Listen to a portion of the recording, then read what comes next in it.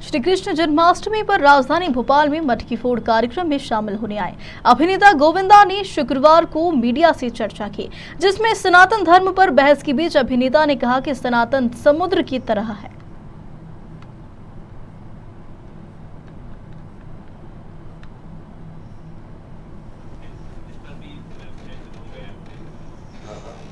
सनातन तो अच्छा ही है, वो तो समुद्र की तरह है। हम लोग है ही हैं सब, और समुद्र जो है किसी से रोक टोक तो लगाता नहीं, वो अपनी विशालता का प्रमाण भी देता नहीं किसी से, और ये भी नहीं कहता कि तुम ठहरो, तुम रुको, तुम इधर नहीं मिलेंगे, तुमसे नहीं मिलेंगे। वो तो मातृत्व भाव है, वो उससे बढ़कर तो कुछ भी नहीं है, मुझे ऐसा लगता है। ये ऐसा एक ऐसा समय आया, ये अलग बात है कि हम लोग समझ के कि ईश्वर की इच्छा होगी, ऐसा समझ के हम लोग शांत हो जाते हैं समटाइम। ये सही नहीं है मुझे लगता। अभी मेरा ऐसा सोचना है कि आप आपके प्रयत्न में प्रयत्नशील रहता है आदमी, तो किसी भी किए में किसी ड्रामे का खास शायद ही हिस्सा हो जाता है। तो मैं प्रयत्न करता रहता हूँ, और मैंने बड़ी इच्छा रखी हुई है कि मैं पुनः आऊँगा मैं फिल्मों में, और अच्छे से आऊँ, और साथ में यश जिस वक्त हीरो हो तो साथ में मैं भी उनके साथ डांस करूँगा, चाहे उनकी जो हीरोइन हो। अच्छा लगा आप लोग के साथ वार्तालाप करके, धन्यवाद आप लोग। हाँ जी,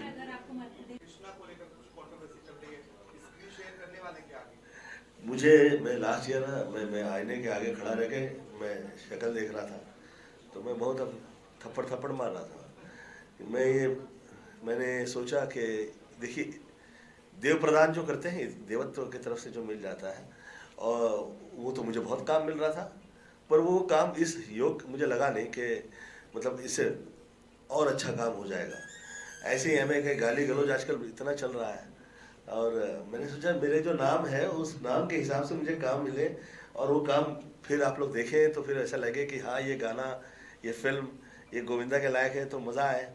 तो मुझे आदत है, मैं प्रेक्षक की तरह पहले देखना चाहता हूँ, सब्जेक्ट सुन रहा होता हूँ जिस वक्त, तो मैं देखना चाहता हूँ कि यार कम से कम थोड़ा जैसा जो है उससे आगे तो निकलेंगे।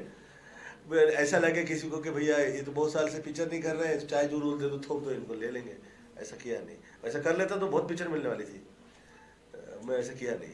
और जहाँ तक ताल्लुक़ है बच्चे लोगों का परिवार में, तो मैं प्रेस के माध्यम से कहाँ मैं घर में चर्चा करता हूँ, तो बच्चे लोगों से मैं कहा करता हूँ जो दिल में लगे आओ बात करो, कुछ लगे तो अभी इतने भी बड़े कहाँ हो गए कि इधर उधर से इस्तेमाल करें, भैया फलाने का कान या नाक ये जबान ये मुंह इस्तेमाल कर ले। तो हमसे तुम वार्तालाप करो, आपके जो दिल के भाव हैं हमारे समक्ष आइए, आप आइए और कहिए जो जो जो दिल में है। बच्चे तो बच्चे ही हैं। आजकल मध्य प्रदेश में आपकी कोई फिल्म शूटिंग हो, कुछ ऐसी आगामी प्लानिंग हो?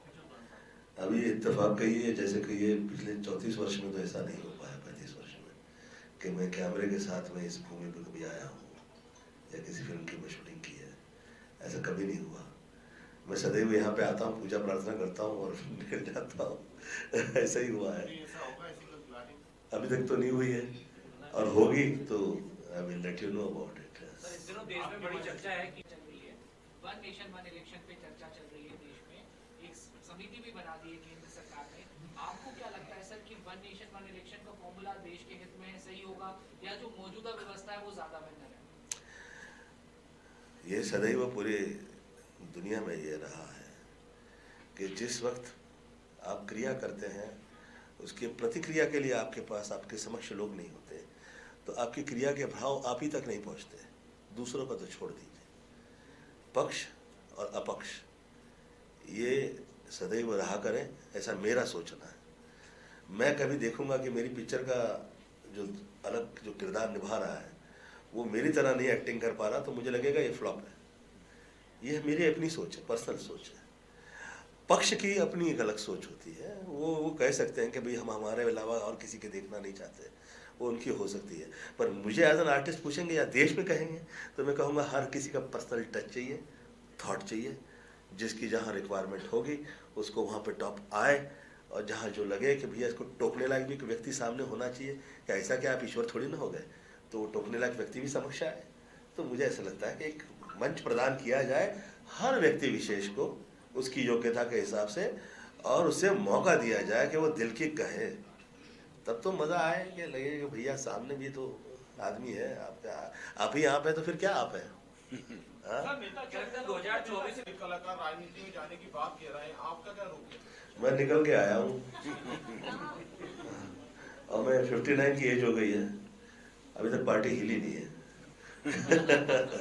By the grace of God मुझे ऐसा लगता है कि ये सब सब्जेक्ट हैं और ये आदेश के हिसाब से चलने वाला है। इसमें आपकी इच्छा क्या है, आपकी मंशा क्या है, ये एक अलग सब्जेक्ट है, और आदेश क्या आ जाता है और आप पे कैसे, जैसे 14वीं लोकसभा थी तो उस वक्त मुझे देश के बुजुर्गों की तरफ से आदेश आया था कि गोविंद ये 14वीं लोकसभा तुम कर लो, तो मैं किया, अच्छे से किया, और उसके बाद में मेरा वो उस तरह का कभी भाव रहा नहीं कि मुझे ये मिलता है, ये चाहिए, वो जो मिला है वो थोड़ी ना किसी से कम है।